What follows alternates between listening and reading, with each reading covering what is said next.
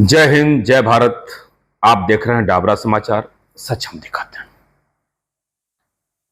अपने दर्शकों का अभिवादन करते हैं।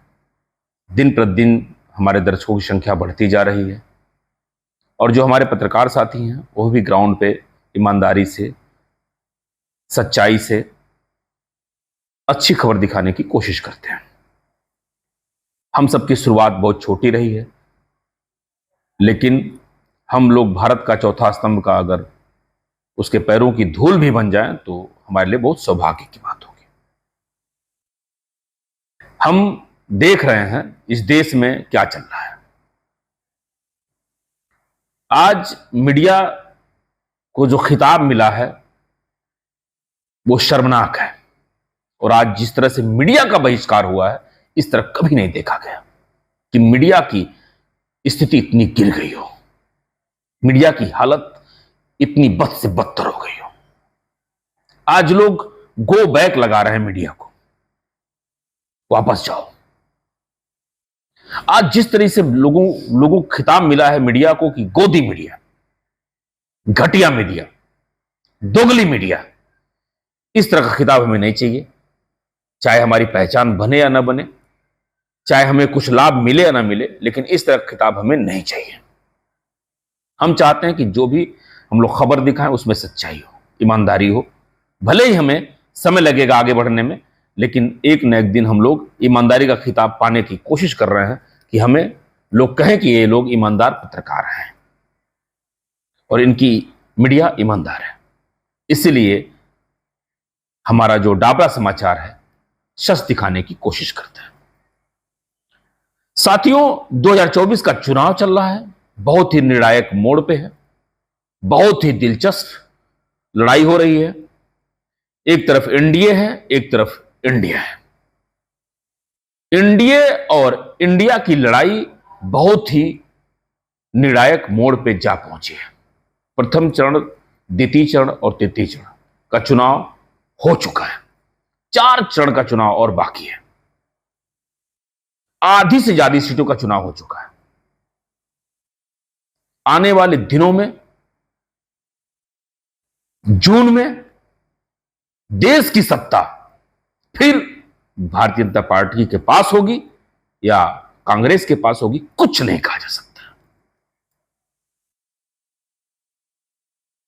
और स्थिति बद से बदतर होती जा रही है। आचार संहिता का खुलेआम उल्लंघन हो रहा है। इलेक्शन कमीशन आंखें मूंदे हुए है। सत्ताधारी पार्टी बद से बदतर स्थिति में नीचे गिरती जा रही है। वहीं कांग्रेस के लोग, इंडिया गठबंधन के लोग भी हमले पे हमले कर रहे हैं। कुछ नहीं कहा जा सकता है। और ऐसी स्थिति होगी इस देश की, ऐसी हत्या होगी लोकतंत्र की, ये कभी सोचा नहीं गया था। भगवान बचाए ऐसी मीडिया बनने से और ऐसा नेता बनने से। आज हम बात कर रहे हैं न एनडीए की न इंडिया की। आज हम बात करने जा रहे हैं बहुजन समाज पार्टी की। राष्ट्रीय अध्यक्ष बहुजन समाज पार्टी की बहन मायावती, उनकी 4 बार मुख्यमंत्री रही आयरन लेडी बहन मायावती की, और बहुजन समाज पार्टी के लोगों की, कार्यकर्ताओं की, बहुजन समाज के लोगों की, जो उनके वोटर, उनकी बात करने जा रहे हैं। कुछ गलतियां होंगी तो मैं माफी चाहता हूं, लेकिन हमारे दिल में कुछ है वो मैं कहना चाहता हूं, जो देख रहा हूं। बहुजन समाज पार्टी पूरे देश में लड़ रही है। बहुजन समाज पार्टी पूरे देश में चुनाव लड़ रही है, अकेले अपने दम पर। यह अपने आप में बहुत बड़ी बात है। और बहुजन समाज पार्टी पे जो आरोप लगता रहा है कि बिना पैसे के वो किसी को टिकट नहीं देती हैं, यह आरोप लगता रहा है, लगता रहेगा। लेकिन कहीं से भी यह गलत है, नहीं है। बहन मायावती ये बात कहती रही हैं कि हम किसी उद्योगपति से, किसी कारपोरेट से चंदा नहीं लेते हैं, और इलेक्टोरल बॉन्ड का उनको 1 रुपया नहीं मिला है। बहुत से लोगों को मिला है, बहुत से लोगों को मिला है, और इलेक्टोरल बॉन्ड का जो बम फटा है, इसमें बहन मायावती बिल्कुल कहीं भी नहीं है। यह भी अपने आप में एक बहुत अच्छी खबर है, अच्छी बात है। लेकिन धरातल पर बहुजन समाज पार्टी बहुत कमजोर हो गई है। वो कहीं भी दो चार जगह को छोड़ करके कहीं भी लड़ाई में नहीं है।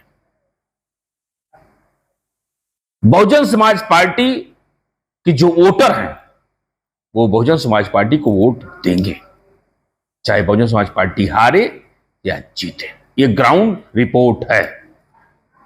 बहुजन समाज पार्टी के वोटर बहुत ही कम प्रतिशत में इधर उधर जाएंगे। बिकने वाले बिकेंगे, चाहे वो दारू पे बिके, पैसे पे बिके, बिकने वाले बिकेंगे। और बिकने वालों में ज्यादातर से दलित समाज के लोग ही होते हैं। इनके जो वोटर होते हैं, इनको कोई भी खरीद सकता है। बहुत कड़वी बात बोल रहा है, इनके वोटर को कोई भी खरीद सकता है। और कुछ ऐसे भी हैं जो खा के भी वोट नहीं देते हैं, वो हाथी पे वोट देते हैं, बहुजन समाज पार्टी को वोट देते हैं। लेकिन जो लड़ाई चल रही है लोकतंत्र को बचाने की, संविधान को बचाने की, महंगाई बेरोजगारी पे जो लड़ाई चल रही है, इसको देखते हुए बहुजन समाज के जागरूक लोग कहां जाएंगे, किसको वोट देंगे, किसको हराएंगे, किसको जिताएंगे, कुछ नहीं कहा जा सकता। लेकिन बहुजन समाज पार्टी की अगुवा रही बहन मायावती, हम विशेष करके उनकी बात करते हैं। जब वो राजनीति की शुरुआत की थी बहन मायावती, तो बहन मायावती का तेवर देखते बनता था। जो आक्रामक रुख था, जो शेरनी की तरह दहाड़ती थी, उनके हुनर को देख करके मानव कांसी राव साहब ने उनको बहुजन समाज पार्टी का राष्ट्रीय अध्यक्ष बनाया, और 4-4 बार मुख्यमंत्री होने का उनको मौका मिला। बहन मायावती को मौका मिला और उसका बहन मायावती ने भरपूर लाभ उठाया। बहुजन समाज के लोगों के लिए काम किया। दलित समाज को एक बल मिला, आत्मविश्वास मिला, हौसला मिला, हिम्मत मिली, एक ताकत मिली। वो राजनीतिक ताकत, उनको लगा कि जो बाबा साहब अम्बेडकर कहते थे कि राजनीति वो सत्ता की चाबी है जिससे हर दरवाजे खुलते हैं, वो चरितार्थ हुआ, वो सत्य हुआ, और लगा कि एक क्रांति आ गई है।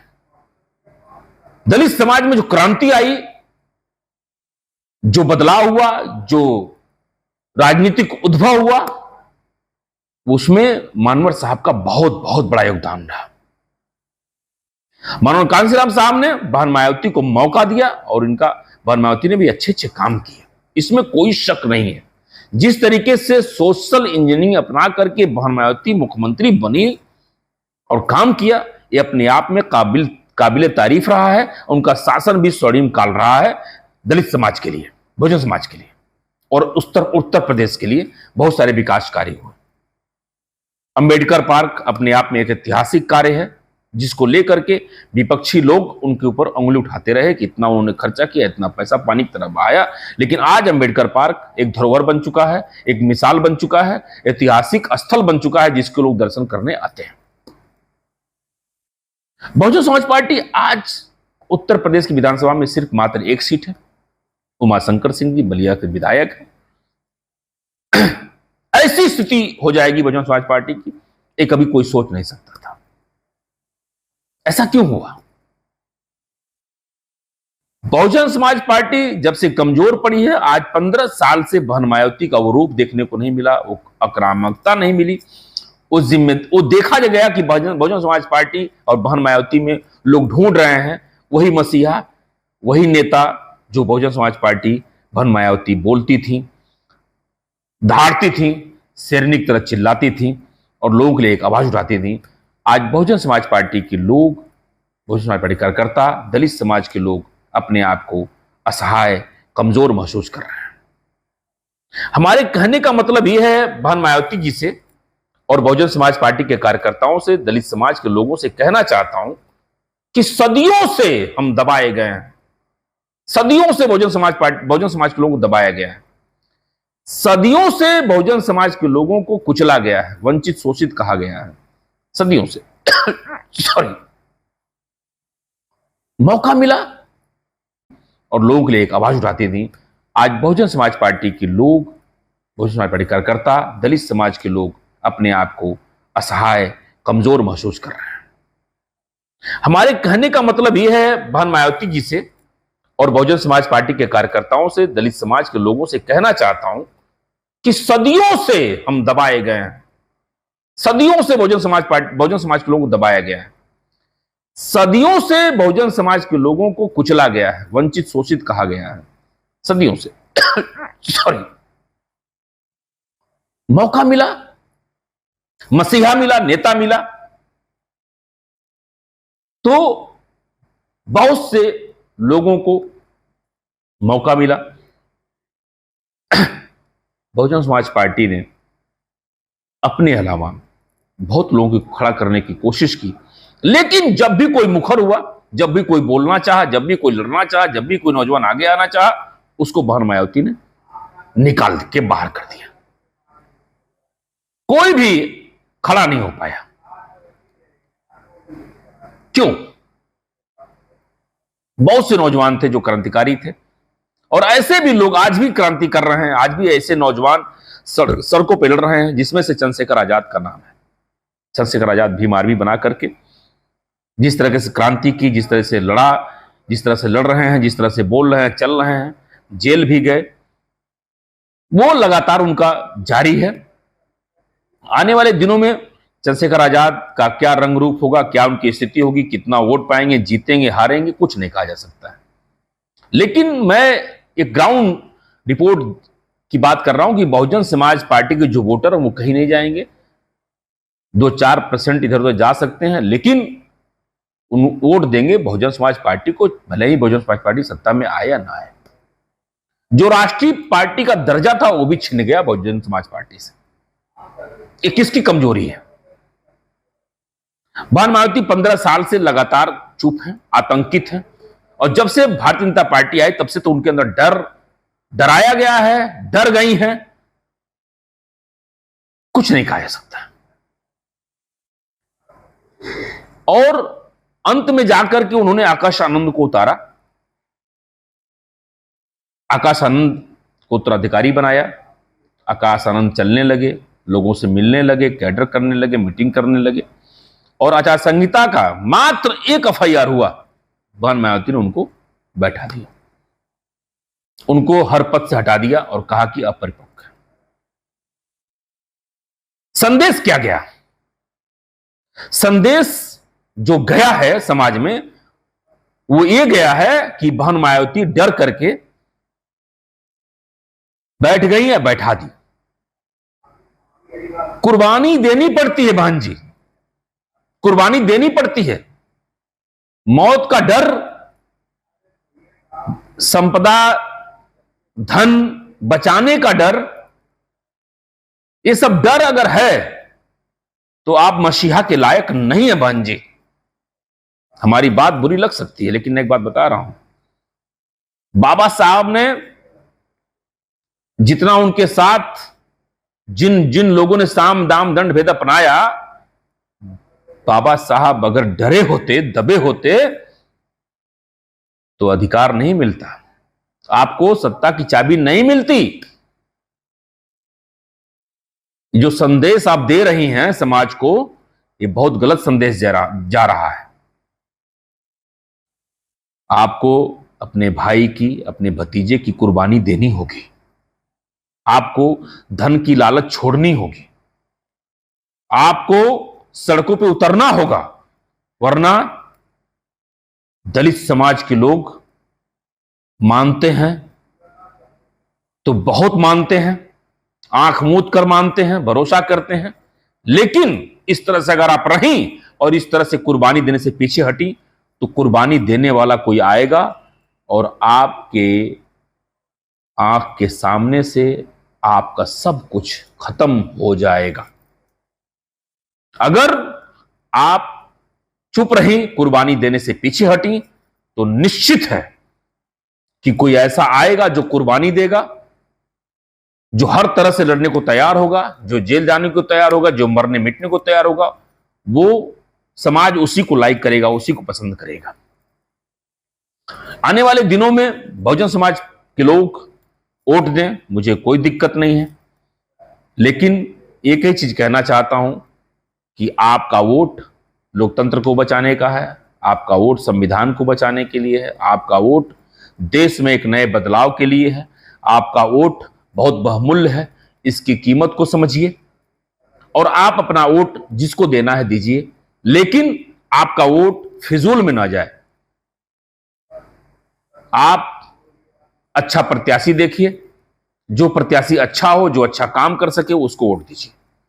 हम ये नहीं कह रहे हैं कि भारतीय जनता पार्टी को वोट दीजिए, कांग्रेस को दीजिए, बहुजन समाज पार्टी को दीजिए, लेकिन एक चीज कहेंगे कि आप उसको वोट दीजिए जो उसके लायक हो।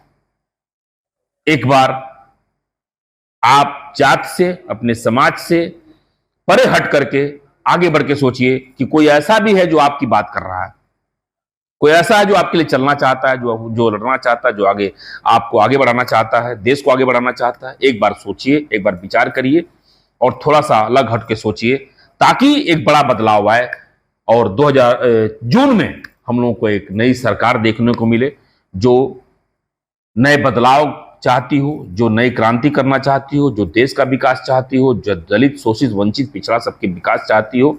एक ऐसे सरकार की जरूरत है।